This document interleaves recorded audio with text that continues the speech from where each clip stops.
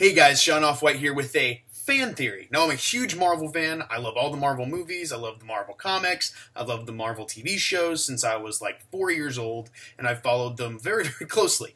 Now, I have a theory about Captain America Civil War, and that theory is how Quicksilver isn't really dead, and how he'll probably make an appearance in Captain America Civil War.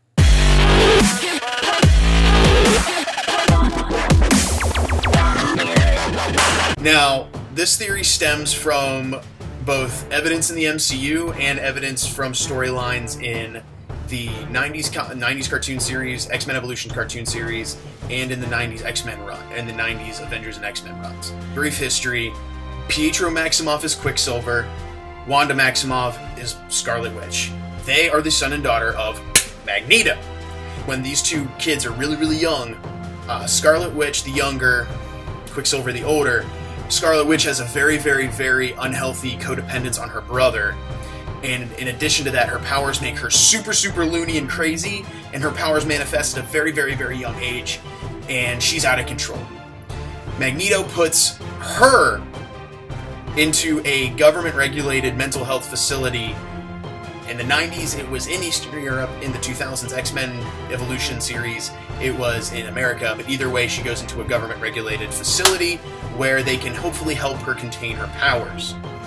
In the MCU, obviously because Fox owns the rights to anything and all things X-Men right now, they can't really come out and say that.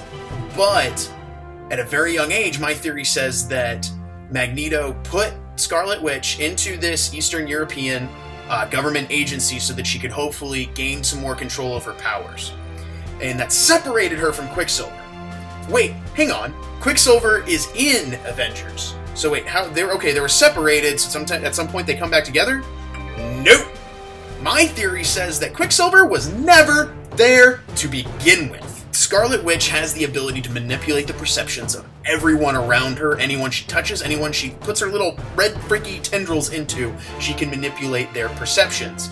So you see it in Tony Stark, you see it in the African fight scene where she's manipulating the Avengers into attacking each other, and everybody's freaking out. And she messes with the Hulk really, really freaking bad. And basically, she's turning everyone on each other. From a very, very young age, she's been using her powers to make her feel better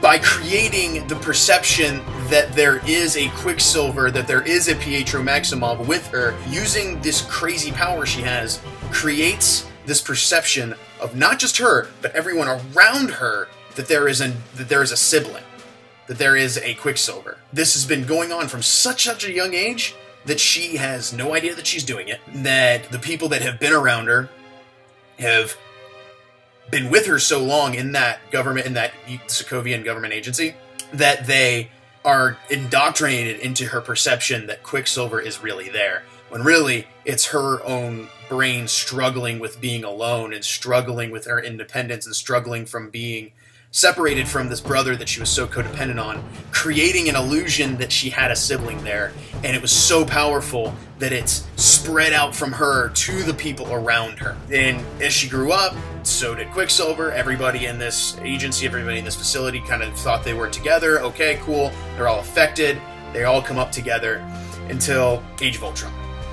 Now, in Age of Ultron, they fight with the Avengers. They come together with the Avengers, and then at the end of the movie, Quicksilver dies. Spoilers. Sorry. If you haven't seen the movie already, shame on you. Why are you watching this? But at the end of the movie, Quicksilver takes bullets for Hawkeye. At this point, everybody in the Avengers and everybody that Wanda Maximoff has been around thinks that Quicksilver is real, thinks that he's there, when he's really not. He is just a product of Wanda's hugely immense power affecting the perceptions of everyone around her. She needs him there, because that's her crutch to lean on. That's her support system. She needs him there because she doesn't know how to be independent. And from a very young age, they've come up together. She's come up with this illusion. She doesn't know it's an illusion. So when Quicksilver dies, when he gets hit with the bullets and riddled up, Wanda is instantly affected. She instantly knows. And a lot of people attribute that to, oh, well, they're so close together that their bond is broken and she knows he's dead. No, it's because now her illusion is shattered. That's why she looks like she's so pained and she's so agonized by this is because all of a sudden it's like glass shattering. The illusion is over, and we see Hawkeye lay down on the plane next to Quicksilver. Now, here's the thing, is that Wanda, this is her reality. It's not just going to shatter, he's not just going to disappear. He's still going to be there, he's still going to be there because she thinks that's really her brother, she's affecting everybody around her. But here's the other thing, is if he wasn't really there, how would have Hawkeye been pushed out of the way? If your perception is that somebody is pushing on you, even if no one really is, you're going to move away from it. If you feel like something is like poking you in the back, you're going to do this, regardless of whether there really is something there or not. When Hawkeye gets pushed by Quicksilver, he gets pushed, but it's his own body reacting to the perception that is there, if not Wanda's abilities pushing him for the imagined Quicksilver. You'll notice that as he lays down, he still has bullet wounds. He wouldn't have had bullet wounds if Quicksilver would have taken all the bullets.